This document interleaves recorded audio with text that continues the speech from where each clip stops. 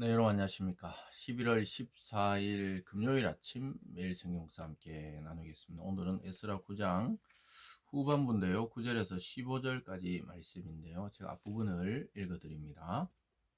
우리가 비록 노예가 되어 싸우나 우리 하나님이 우리를 그 종살이 하는 중에 버려두지 아니하시고 바사 왕들 앞에서 우리가 불쌍히 여김을 잊고 소생하여 우리 하나님의 성전을 세우게 하시며 그 무너진 것을 수리하게 하시며 유다와 예루살렘에서 우리에게 울타리를 주셨나이다. 우리 하나님이여, 이렇게 하신 후에도 우리가 주의 계명을 저버렸사오니 이제 무슨 말씀을 하오리까. 아멘. 오늘 본문의 내용을 중심으로 죄악보다 큰 은혜, 죄악보다 큰 은혜라는 제목으로 말씀을 증거하겠습니다. 기독교 신앙에서 은혜라는 단어를 빼고는 어떤 것도 성립할 수가 없는 것입니다. 특히 하나님의 은혜 아니고서는 우리가 하루하루 살아갈 수가 없는 존재라는 것을 우리는 성경을 묵상하면 할수록 또 우리의 인생을 살아가면 할수록 깨닫게 되는 것입니다. 그래서 이 은혜라는 것은 높은 자리에 있는 자가 낮은 자리에, 또 연장자가 또 자기보다 나이 어린 자들에게, 또 부모가 자녀에게 위에서 아래로 베풀 수 있는 것이 이 은혜라는 단어입니다. 그래서 우리가 하나님께 은혜를 드릴 수 있는 존재가 아니고 하나님이 우리에게 은혜를 베푸는 것이죠. 그래서 그것은 우리를 사랑하시고 또 우리에게 통해 기뻐하시며 또 우리의 죄악을 긍휼히 여기시며 마음 아파하시는 그 하나님의 마음이 느껴지는 단어가 바로 은혜입니다. 그래서 오늘 제목처럼 인간은 모두 죄 가운데 태어나지만 은혜 가운데서 구원을 얻게 되는 것입니다. 그래서 우리는 아담 이후로 태어난 모든 자들은 죄의 DNA를 가지고 이 세상에 태어납니다. 우리가 살아보면 알죠. 우리 속에 이 죄성이란 것이 얼마나 집요하고 까다롭고 끈질기게 우리를 괴롭히는지를 우리 스스로 알게 됩니다. 예수 그리스도를 믿지 않을 때는 죄라는 개념이 좀 다르죠. 도덕적으로 윤리적으로 살아가면 되는 줄 알았더니 그것이 아니고 그 도덕과 윤리 속에서 우리 속에 드러나는 욕망은 죄의 본성이라는 것이죠. 욕망은 바뀌지 않는 거예요. 겉으로 점잖한 척, 또 죄인이 아닌 것처럼, 또 교양이 있는 것처럼 살아가지만 어떤 계기가 되고 또 어떤 그 원인이 우리 속에서부터 폭발하게 될 때 그 죄성이 드러나게 되죠. 근데 그 죄성을 삭제하고 이기고 승리하게 하시는 분이 바로 하나님의 은혜 속에 있다는 거예요. 그것은 바로 그리스도의 십자가의 피로 우리의 그 죄의 본성을 덮고 또 호련히 변화되어서 주님을 믿는 자가 되면서 우리의 삶은 완전히 달라진 거예요. 겉모습은 그대로지만 우리의 내면과 영혼이 완전히 다른 존재로 바뀐 것이죠. 그런데도 불구하고 우리는 또 시간이 가면서 내 본성으로 흘러가고 내 중심으로 흘러가면서 죄악에 빠지는 거예요. 그래서 에스라가 그 이야기를 하고 있는 것입니다.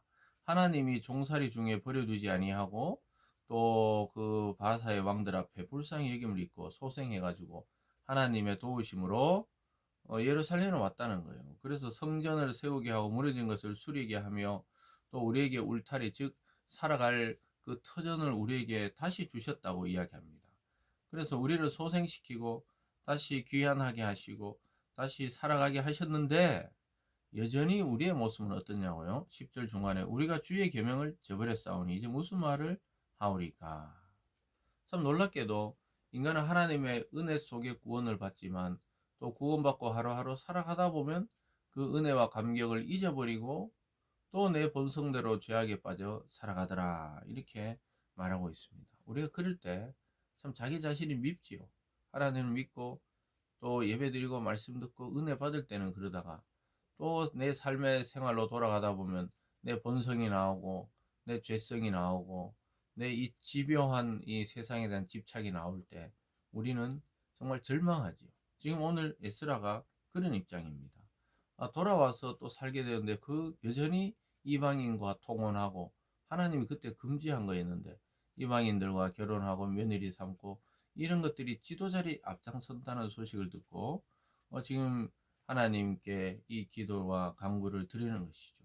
우리는 늘 하나님의 은혜를 받았지만 반역했다. 이렇게 고백하고 있습니다.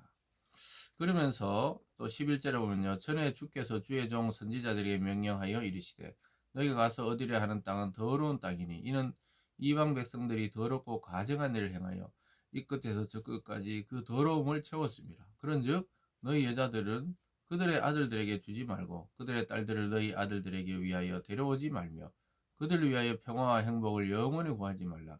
그리하면 너희가 왕성하여 그 땅의 아름다운 것을 먹으며 그 땅의 자손에게 물려주어 영원한 유산으로 물려주게 되리라 하셨나이다. 하나님이 가나안 땅을 정복할 때 명령은 무엇입니까? 그 땅은 더러운 땅이라는 거예요. 즉 땅 자체라기보다는 거기 사는 사람들이 우상과 미신과 악행에 빠져 있었기 때문에 하나님은 기다리고 기다리다가 결국은 가나안 족속을 몰아내거나 멸하시고 이스라엘을 거기에 정착하게 하셨다고 이야기하고 있습니다. 그래서 그 약속할 때 하나님이 뭐냐면 그 악한 자들의 아들들이나 또는 이 딸들을 맞아들이지 말라는 거예요. 부인이나 며느리로. 또 그리고 너희 딸이나 아들을 그들에게 주지 말라. 이렇게 이야기하고 있습니다. 그들을 위해서는 평화나 행복도 구하지 말라. 그러니까 가망이 없던 하나님 입장에서는 가망이 없던 가나안 족속을 그렇게 몰아내게 하셨던 거예요.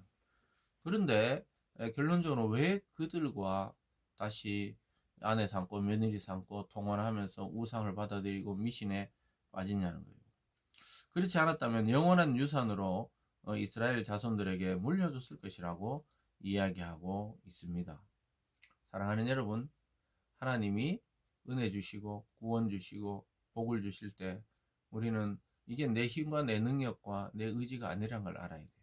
근데 가나안 땅에 정착하면서 급속도로 부패하고 거기에 적응하고 거기에 신들을 섬기면서 하나님의 진노를 샀다고 이야기하고 있습니다. 참 놀라운 일이죠. 근데 놀라울 것도 없이 우리도 마찬가지입니다. 우리가 예수님 믿고 구원받고 감격하고 또 눈물 흘리고 하나님의 은혜대로 살려고 하고 그랬다가도 우리의 삶의 터전으로 돌아가면 여전히 변하지 않는 자기 자신 때문에 절망하는 모습들을 우리는 가끔 보게 됩니다.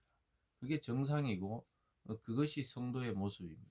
그 절망에서 다시 하나님 안에 은혜를 구하고 또 소망을 구하고 희망을 찾아야 되는 것이지 뭐 그렇게 살아도 괜찮다 생각하면 그게 더 문제입니다. 문제의식을 느끼지 못하는 것이 더 문제라는 것이죠. 그러나 하나님은 늘 죄악보다 큰 은혜를 주셨다고 이야기합니다. 13절에 보면요. 우리의 악한 행실과 큰 죄로 말미암아 이 모든 일을 당하였사오나 우리 하나님이 우리 죄악보다 형벌을 가볍게 하시고 이만큼 백성을 남겨 주셨사오니 이렇게 이야기하고 있습니다. 하나님이 자기들의 죄악보다 이 벌을 가볍게 하셨다 이렇게 말합니다. 굉장히 놀라운 이야기입니다. 죄악보다 형벌을 가볍게 했다. 이 자체가 은혜입니다. 그래서 이스라엘 백성은 다 멸하시지 않고 남겨두셨다. 이렇게 말씀하고 있습니다. 계속 볼까요? 14절에 우리가 어찌 다시 주의 계명을 거역하고 이 가증한 백성들과 통혼하오리까? 그리하면 주께서 어찌 우리를 멸하시고 남아 피할 자 없도록 진노하시지 아니하시라이까? 이스라엘의 하나님 여호와여 주는 의로우시니 우리가 남아 피한 것이 오늘과 같사옵거늘 도리어 주께 범죄하였사오니 이로 말미암아 주 앞에 한 사람도 감히 서지 못하겠나이다 하니라. 참 놀랍게도 자기들의 죄악보다 형벌을 가볍게 하신 그 은혜를 알면서도 우리는 여전히 이렇게 변하지 않는 모습을 가지고 있습니다. 이렇게 이야기하면서 하나님 앞에 감히 서지 못하겠다고 그 부끄러운 마음을 그대로 에스라는 하나님께 간구하고 있습니다. 긍휼을 베풀면 하나님을 배신하고 은혜를 베풀면 그 은혜의 풍요 속에 빠져서 하나님을 잊어버리고 또 가나안 땅에 살면서 그들과 통혼하거나 그렇게 하지 말라 했는데 또 그렇게 법이 있는데 그걸 어기니까 자꾸 죄가 되는 겁니다. 그렇지만 하나님은 자기 백성을 긍휼히 여기셔서 은혜를 베푸셨다 이렇게 말씀하고 있습니다. 사랑하는 여러분, 참 인간은 반역의 역사입니다. 창조자이신 하나님 앞에 반역합니다. 첫사람 아담 때부터 선악과의 범죄를 저지를 때부터 인간은 참으로 놀랍게도 이 모든 것을 주신 하나님의 은혜에 감사치 않고 자기가 하나님 되려고 하기 때문에 늘 하나님 앞에 반역과 배신을 일삼습니다. 근데 놀랍게도 하나님은 자기의 형상을 따라 창조하신 인간을 포기치 않고 구원자를 이 땅에 보내주셔서 우리를 다시 건져내시는 모습을 보게 됩니다. 그것이 바로 죄악보다 큰 은혜의 증거입니다. 여러분 오늘 이 하루도 그리스도의 십자가를 묵상하시면서 우리의 죄악보다 크신 하나님의 은혜에 감사 감격하며 오늘 하루를 살아갈 수 있기를 주님의 이름으로 당부합니다. 기도하겠습니다. 사랑의 하나님 아버지 감사드립니다.